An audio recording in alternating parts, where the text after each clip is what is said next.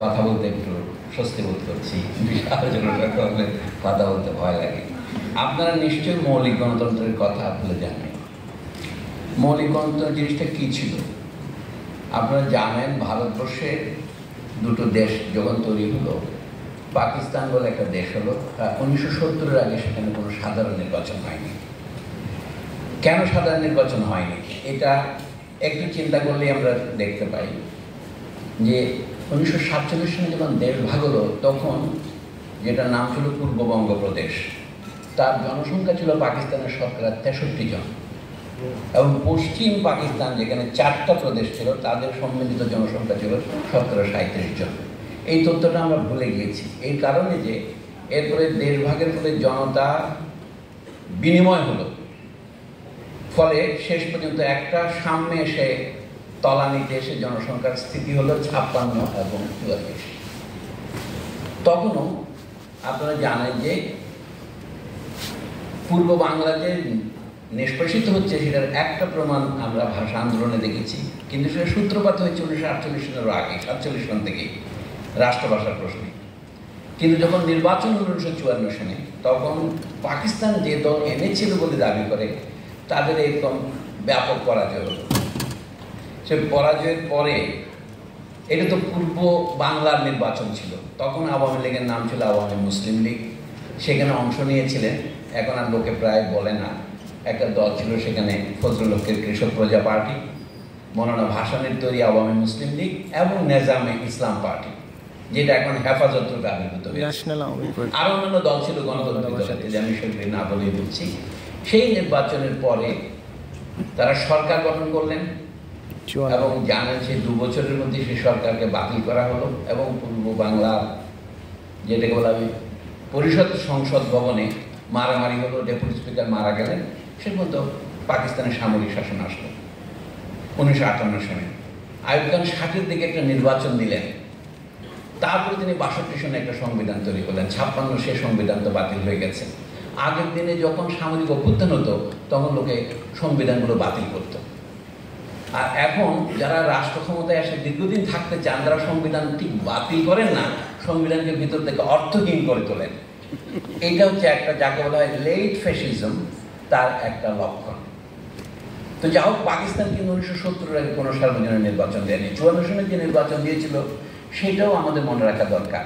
সেটা হয়েছিল যাকে বলে পৃথক নির্বাচন ব্যবস্থা, তার অধীনে। তখন একটা মজার ব্যাপার ছিল, ভারতবর্ষে ব্রিটিশ আমলের তৈরি আইন ছিল, মুসলমানদের যে আসন সেগুলিকে বলা হতো মুসলিম আসন, আর হিন্দুদের আসনগুলিকে বলা হতো সাধারণ আসন।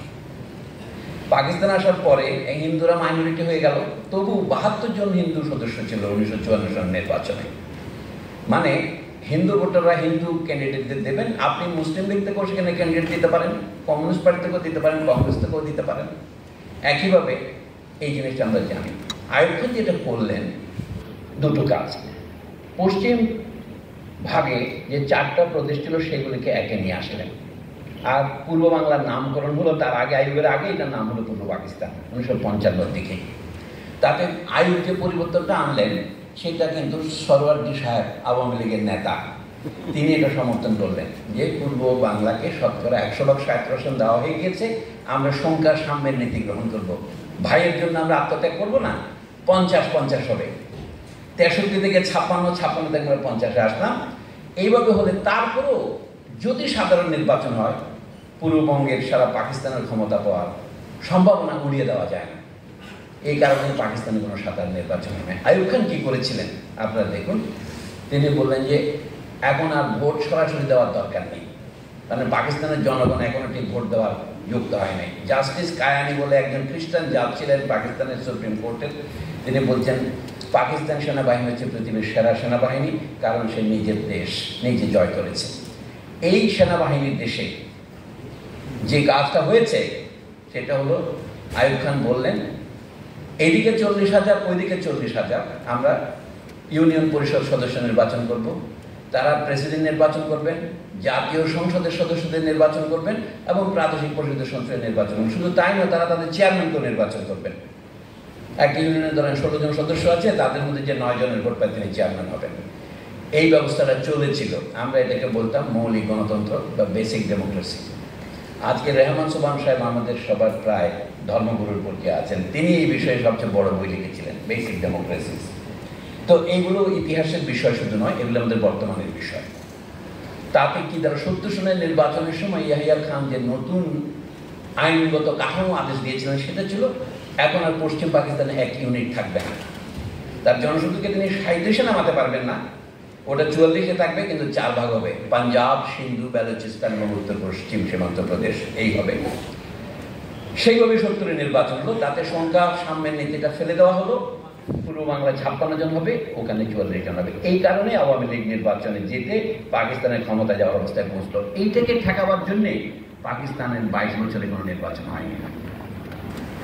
এখন বলছি যে আমাদের 5 আগস্টের পরিবর্তনের পর আমরা তো এমন কোনো ইশতেহার দিয়ে অভ্যুত্থান করি নাই যে শেখ হাসিনা চলে যাওয়ার পর কোন ধরনের সমাজ বা সংস্কার ব্যবস্থা আমরা করব। শুধু পিছনে ফিরে যান, জেনারেল এরশাদকে যখন পরাজিত করা হলো 4 জোটের সম্মিলিত আন্দোলনে, তখন অনেকগুলো টাস্ক ফোর্স হয়েছিল।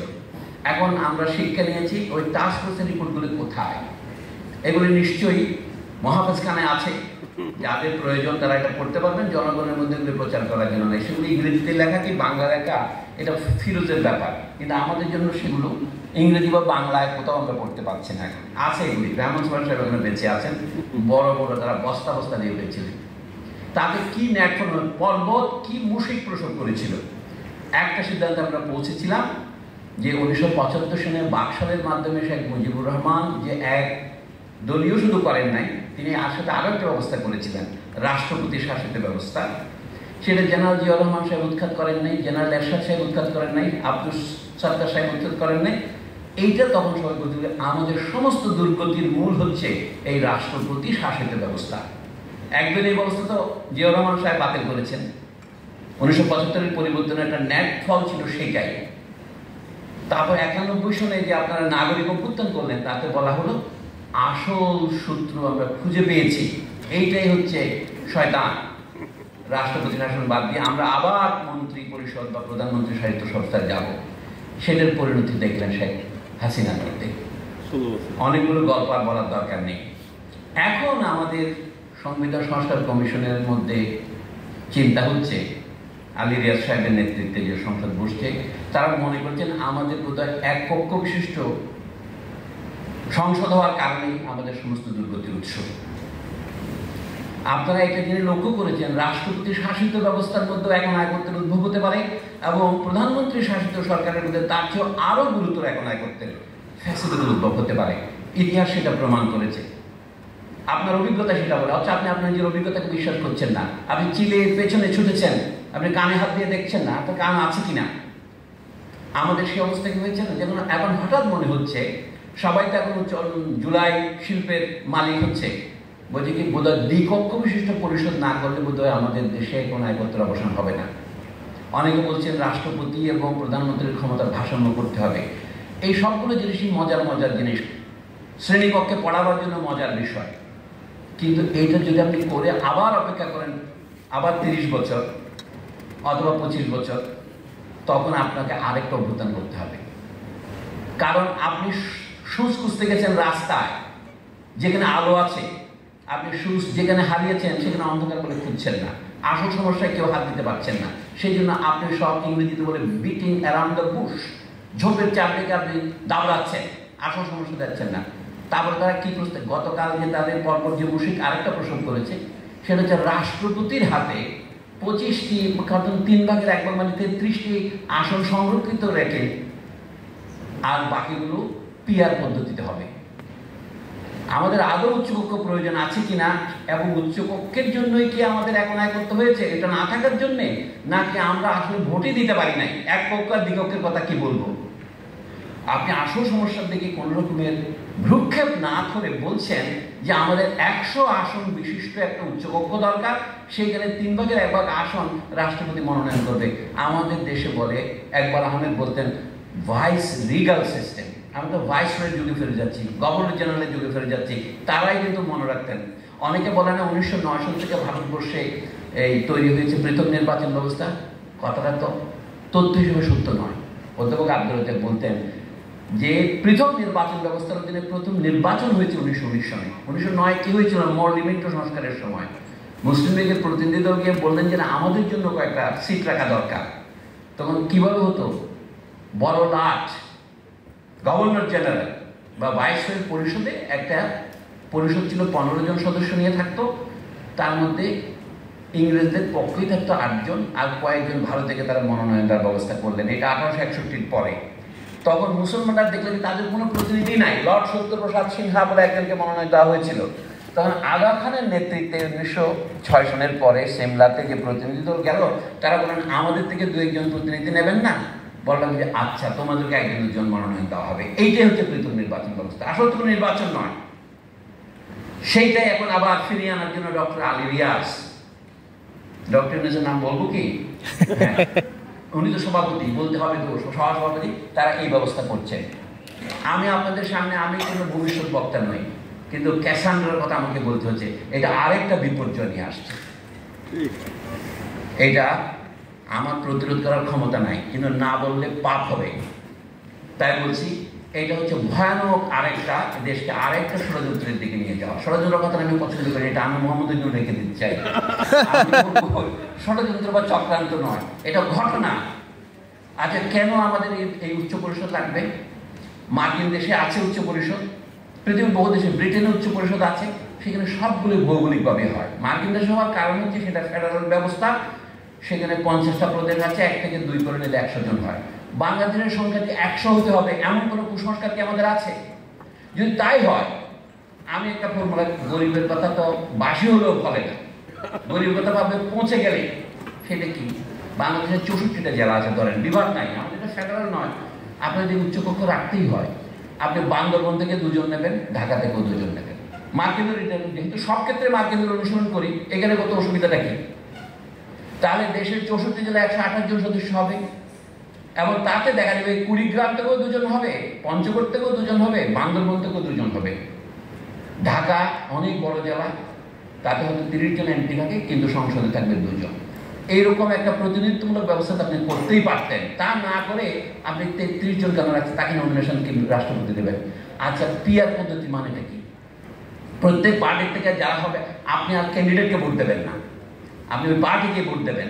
তো এই পার্টির লোকেরাই তো নমিনেশন বা বাণিজ্য করবে। তখন একদিকে আপনি বলছেন একই ব্যক্তির পক্ষে প্রধানমন্ত্রী, পার্টি নেতা, সংসদ নেতা হওয়া চলবে না, খুবই ভালো প্রস্তাব, কিন্তু আবার আপনি এই পার্টি নেতাদের হাতে সমস্ত ক্ষমতা কিন্তু আরোপ করে বসছেন যে তারা কি তাদের প্রতিনিধি। আমার পার্টি 2 কোটি ভোট পেয়েছে, এখন আমি সিট পাবো 50টা, তা আমি 50 জনকে আমি মনোনয়ন দেব। এই জিনিসগুলো এখনো স্পষ্ট নয়। আপনারা জানেন যেখানে এটা হলো ওহুদের যুদ্ধের মতো, পেছনের দিকটা যদি খোলা রেখে আপনি যুদ্ধে যান, আপনার দন্ত মোবারক শহীদ হবে। আপনার কিন্তু সেই বিপদেই পড়তে যাচ্ছি। আমি এই জন্য বলছি, ছোট মুখে বড় কথা বলার মতো মনে হয়, এইটা কিন্তু ভয়ানক ব্যবস্থা হচ্ছে। আমাদের এক পক্ষকেও যদি আমরা নিয়ন্ত্রণ করতে পারি, জনগণের ভোটে প্রতিনিধিত্বমূলক সরকার জিনিসটা কি জিনিস সেটা বলে যেন বলছে। আইয়ুব খান যে মৌলিক গণতন্ত্র করছিলেন, আমরা আরেকটা মৌলিক গণতন্ত্র করছি, যেখানে মানুষ সরাসরি ভোট দেবে না, পরোক্ষ ভোট দেবে। তাহলে আইয়ুব খান কি ভুল করেছিলেন? জন স্টুয়ার্ট মিলকে লিবারালিজম, যেটাকে ক্লাসিক লিবারালিজম বলা হয়, নিউ লিবারাল নয়, তাদের পিতা বলা হয়, তিনি একটা বই লিখেছিলেন, রিপ্রেজেন্টেটিভ ডেমোক্রেসি। এটা কিভাবে হলো? রিপ্রেজেন্টেটিভ ডেমোক্রেসির মানে হচ্ছে সোনার পাথর বাটি, এটা ডেমোক্রেসি নয়। গ্রিকদের সংখ্যা যদি ডেমোক্রেসি ধরেন, তাহলে রিপ্রেজেন্টেশন দেওয়া মানেই ডেমোক্রেসিকে হত্যা করা। এই জন্য জন রুসো কখনোই রিপ্রেজেন্টেটিভ ডেমোক্রেসিকে ডেমোক্রেসি মনে করেন নাই। আপনার বলছেন রুসোর কথা মানতে আমরা বাধ্য নই, কিন্তু ওখান থেকে শিক্ষা নেওয়ার মতো আছে। শিক্ষাটা হচ্ছে, আপনি যখনই আপনার কর্তৃত্ব আরেকজনের হাতে ন্যস্ত করেন, 4 বছরের জন্য, 5 বছরের জন্য, 6 বছরের জন্য, আপনি কিন্তু একটা জুয়া খেলেন। তিনি যদি আপনার কথা না মানে, তাহলে আপনি কি করবেন? তাকে দেখে ফিরিয়ে আনার ক্ষমতা কি আপনার হাতে থাকবে? গ্রিকদের এটা ছিল, আমাদের এটা নেই। ওখানে বছরের মাসে একবার করে অধিবেশন হতো। এই জন্য যেমন অ্যাথেন্স শহরের যে বিখ্যাত ব্যবস্থা, তাই যে 10 ভাগে ভাগ ছিল, একজন একবার সভাপতিত্ব করতো এক মাসে। সেই জন্য প্রত্যেকটা সেখানে নিরন্তর পর্যালোচনা হতো, কিন্তু সেটা সম্ভব 10,000 মানুষের মধ্যে, কিন্তু আমাদের 18 কোটি মানুষের মধ্যে এটা সম্ভব নয়। সেটা আমি মানি। কালে শুধু 2 কক্ষ করা রাষ্ট্রপতির হাতে ক্ষমতা একবার প্রধানমন্ত্রীর হাতে দেওয়া, প্রধানমন্ত্রীর হাত থেকে রাষ্ট্রপতির হাতে দেওয়া, তাতে লাভটা কি? রাষ্ট্রপতির অধীনে থাকে না প্রধানমন্ত্রীর অধীনে থাকে ডিজিএফআই? সমস্যা তো ওখানেই। এই যে আদিম সঞ্চয়ন প্রক্রিয়া চলছে ধন সম্পদের, সেটা বিষয়ে কোনো কথা না বলে আপনি শুধুমাত্র প্রতিনিধিত্বমূলক সরকারকে নানাভাবে পুনর্বিন্যস্ত করে কবিতা লাভ করতে পারবেন না। তাহলে জনগণের কাছে জবাবদিহিতা নিশ্চিত করার একটা পথ ছিল জনগণের ভোটাধিকার নিশ্চিত করা। আর মার্কিন দেশে যে অনুসরণই করতে চান, আমাদের দেশে কি আঞ্চলিক বৈষম্য নেই? তো আচ্ছা, সেটা দূর করার জন্য তো আপনি এটা দ্বিতীয় কক্ষ করতে পারেন না, প্রদেশ করা তো দরকার ছিল না। কিন্তু আপনার মাথায় এই বুদ্ধি কোথা থেকে এলো? যেখানে সংসদের আসন 300 থেকে 400 করার কথা হচ্ছে, নারী সমাজের জন্য 150-এর জায়গায় 100 আসন সংরক্ষণের কথা হচ্ছে, আপনি সেখানে রাষ্ট্রপতির হাতে কেনা কারণে ভদ্রলোকদেরকে মনোনয়ন দেওয়ার জন্য কেন আপনি 33 বার সেখানে সংরক্ষিত রাখছেন? আমার মাথা এটা প্রবেশ করে না, হয়তো আমার মাথা মোটা, কিন্তু আপনাদের মাথা যদি চিকন, তারা দয়া করে এটা উত্তর দেবেন, উত্তর সন্ধান করবেন। এই জন্য বলছি, আরেকটি মৌলিক গণতন্ত্রের দিকে আমাদের ধাবিত করার 5ই আগস্টের আন্দোলনের উদ্দেশ্য ছিল না। আমাদের একটা কথা আমি শিখেছি ইউরোপীয় পণ্ডিতদের বই পড়ে, নাম হচ্ছে অজ্ঞান। অজ্ঞান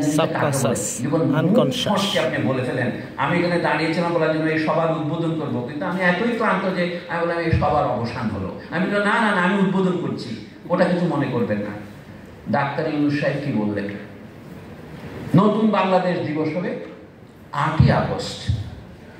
ভাগ্য ভালো তার উপদেষ্টা মন্ডলী শক্তিশালী, তো তারা বলেন না না না স্যার, এটা ঠিক হয় নাই, এটা হবে 5ই আগস্ট। এই যে মুখ ফসকে বলে ফেলা বা মুখ ফসকে সিদ্ধান্ত ঘোষণা করা, হোক মধ্যরাত্রে, হোক কোনো ফেসবুক পোস্টের মাধ্যমে, এইটাই নতুন বাংলাদেশ দিবস বলেছে। তার আমার যেটা সিংহাসন আরোহণ দিবস, সেটাই নতুন বাংলাদেশ দিবস না? যেদিন স্বৈর শাসক ফ্যাসিস্ট শাসককে আমরা হটাতে পেরেছি, যেভাবে হোক, ঠিক হটাতে পেরেছি আমার মনে হয় না, তাকে আমরা বন্দি করতে পারিনি, তাকে আমরা তাকে নিরাপদ আশ্রয় পাঠিয়ে দিয়েছি। তবু সেইটাই হচ্ছে ফ্যাসিবাদ প্রতিরোধ দিবস। কই বাংলাদেশের কেউ তো ফ্যাসিবাদ প্রতিরোধ দিবস বলছে না। আপনাদের এই ভাষায় আমি অত্যন্ত পছন্দ করেছি, কলিজা কাঁপানো 36 দিন। সমস্যা একটাই, জন রিড। নতুন বিপ্লবকে অন্যের ভাষা নকল করতে হয় না, তাকে ভাষা তৈরি করতে হয়। আপনি বলছেন না আমি উদাহরণ দিতে পারবো না, বাইবেল থেকে বলতে পারবো না man does not live by bread alone, পারি। দেখেন, জুলুমের বিরুদ্ধে মজলুমের পক্ষে। মজলুম হচ্ছে এখানে প্যাসিভ, যার উপরে মার দেওয়া হচ্ছে, আর জুলুমের পেছনে জালিম কিন্তু নাই। আপনি এটা পোয়েটিক্যালি করেছেন আমি জানি, আপনি জালিমের বিরুদ্ধে মজলুমের পক্ষে, এটা আপনার মাথায় আসে নাই। এই যে না আসা, এটি হচ্ছে অজ্ঞান। এটাকে ফ্রয়েড বলেছেন আনকনশাস। কারণ আপনি কি বলছেন আপনি জানেন না, সেই জন্য আপনি সত্য বলছেন। আপনি জালিমের বিরুদ্ধে নন, আপনি শুধু জুলুমের বিরুদ্ধে। কিন্তু আবার জালিমের বিরুদ্ধে না গেলে মুসলিমের পক্ষে যাওয়া যায় না। ঠিক, এইটা আপনি করেন। আমরা যদি, এই যে মনে আছে, আমি একটা পত্রিকা বাইর করতাম, হ্যাঁ, এই পত্রিকা আমার সবার মনে পড়ে নাই। বলছি কি, গালি দিয়ে বললো, শব্দটা বললাম না, হারামজাদা বন্ধু বললো, তোমরা পত্রিকা নাম ইংরেজিতে দিয়েছো কেন? আমি পড়বো না। না, ওনার চলে সেই গাছ বাংলা ভাষার পত্রিকাতে আমি না শব্দটা গ্রিক বলে, আমার সাথে মশকরা করি না। আমি ইংরেজিতে তো গ্রিক থেকে আনছে, ও তো ইংরেজিও জানে না, কি অনুবাদ হবে? আমি বললাম উনি নেবেন না। এই যে গাছ বলে একটা কথা আছে, উনি এরকম অঙ্ক বলেছিলেন। তখন ওই পত্রিকার 5ম 6ষ্ঠ সংখ্যা সরকার বাজেয়াপ্ত করেছিল। ওমর ফারুক বলে এক জামাতি ডেপুটি কমিশনার ছিলেন চট্টগ্রামে।